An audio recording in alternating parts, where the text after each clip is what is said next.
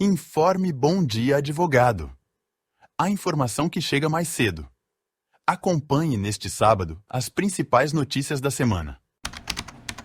STF reafirma a autonomia da OAB ao reconhecer regime jurídico próprio da entidade. O Supremo Tribunal Federal decidiu, por unanimidade, que a Ordem dos Advogados do Brasil possui natureza institucional diferenciada e, por isso, não está sujeita às mesmas regras dos demais conselhos profissionais. Com a decisão, fica afastado o limite legal de R$ 500 para o valor da anuidade da entidade. O julgamento ocorreu no recurso extraordinário com agravo, de relatoria do ministro Alexandre de Moraes, com repercussão geral. A ação foi movida pela OAB Seccional do Rio de Janeiro, contra a decisão que havia limitado a cobrança, com base na Lei 12.514, de 2011. Em seu voto, Moraes destacou que as atribuições institucionais ímpares da OAB a diferenciam dos demais conselhos. A Corte estabeleceu que a fixação das contribuições anuais dos advogados é regida exclusivamente pelo Estatuto da Advocacia, e não pela legislação comum aplicada a outras categorias profissionais. Honorários advocatícios independem de habilitação de herdeiros de cliente falecido.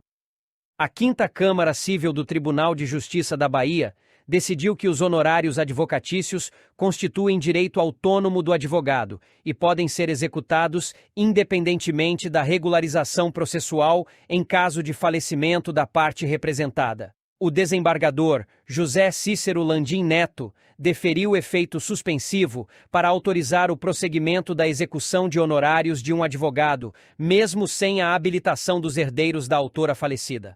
O processo original, uma ação contra uma empresa de telefonia, estava suspenso para a sucessão processual. Na decisão, o magistrado destacou que a verba honorária tem natureza alimentar e não se confunde com o crédito da cliente. A exigência de aguardar sucessores com os quais não há contato impõe ônus injustificado ao procurador, afirmou.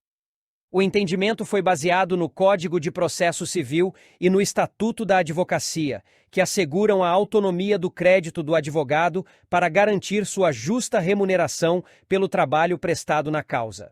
Advogada funcionária de escritório não recebe partilha de honorários. A primeira turma do Tribunal Superior do Trabalho isentou um escritório de Canoas, Rio Grande do Sul, de pagar honorários sucumbenciais a uma advogada empregada. Por unanimidade, o colegiado entendeu que, sem acordo prévio de partilha ou demonstração de que a profissional era responsável direta por processos específicos, não há direito à verba. O relator, ministro Amaury Rodrigues, explicou que o Estatuto da Advocacia exige esses dois requisitos para a partilha dos honorários recebidos pela sociedade. A advogada trabalhava no escritório e alegava ter direito à participação nas ações em que atuou. O Tribunal Regional do Trabalho da 4ª Região havia deferido o pedido por considerar que a profissional redigiu peças e participou de audiências. No entanto, o ministro destacou que isso apenas evidencia o exercício da advocacia, mas não caracteriza responsabilidade pela condução das demandas, base legal necessária para a condenação. Em 15 segundos, voltamos com mais notícias. Novo ano, novo patamar na advocacia. O próximo nível começa com especialização. As pós da EBPOS são para quem quer mais autoridade, estratégia e diferenciação. Escolha sua trilha e transforme conhecimento em posicionamento. Acesse faculdadeebpos.edu.br e conheça as especializações da EBPOS. Empresa e advogado são condenados pelo TST por citações falsas de jurisprudência. A 6ª turma do Tribunal Superior do Trabalho condenou uma empresa de telecomunicações e seu advogado ao pagamento de multa de 1% sobre o valor da causa, fixado em R$ 1.300.000 por litigância de má-fé. A penalidade decorre da citação de precedentes judiciais inexistentes em recurso da empresa. O relator, ministro Antônio Fabrício de Matos Gonçalves, constatou que a defesa mencionou julgados com dados incongruentes, incluindo um acórdão de ministra que compõe a própria turma e outro de ministro aposentado com data posterior à sua aposentadoria. Após consulta oficial, o TST confirmou que os processos citados nunca foram autuados na Corte. Para o colegiado, a conduta revelou intenção deliberada de induzir o juízo a erro para obter vantagem processual. O ministro destacou que a eventual utilização de inteligência artificial na elaboração da peça não afasta a responsabilidade pela verificação da autenticidade dos dados. Além da multa, foram determinados ofícios à OAB e ao Ministério Público para a apuração de infrações disciplinares e criminais. O processo original trata de indenização por morte de trabalhador em acidente de trabalho. CNJ impede a atuação de magistrados aposentados na advocacia antes do fim da quarentena.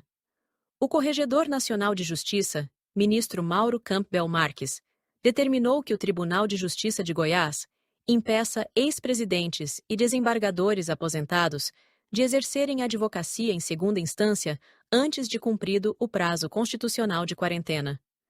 A decisão do Conselho Nacional de Justiça foi proferida em pedido de providências que questionava a atuação do ex-presidente Carlos Alberto França em sustentações orais perante órgãos fracionários do tribunal logo após sua aposentadoria. O ministro destacou que a quarentena busca preservar a imparcialidade da justiça e evitar que magistrados aposentados utilizem relações institucionais ou conhecimento interno em favor de clientes. A liminar vale até julgamento final do procedimento. Para a OAB, a medida fortalece a confiança no sistema de justiça e preserva a isonomia entre as partes. A presidente interina da OAB Seccional Goiás considerou a decisão inovadora ao redefinir entendimentos anteriores do próprio CNJ sobre o tema. O Informe Bom Dia Advogado está há 25 anos, levando informações aos operadores do direito. Visite nosso site e redes sociais, cadastre seus dados e receba gratuitamente o informe diário em seu e-mail ou pelos aplicativos de mensagens. Não esqueça de fazer a inscrição em nosso canal no YouTube e ativar o sininho.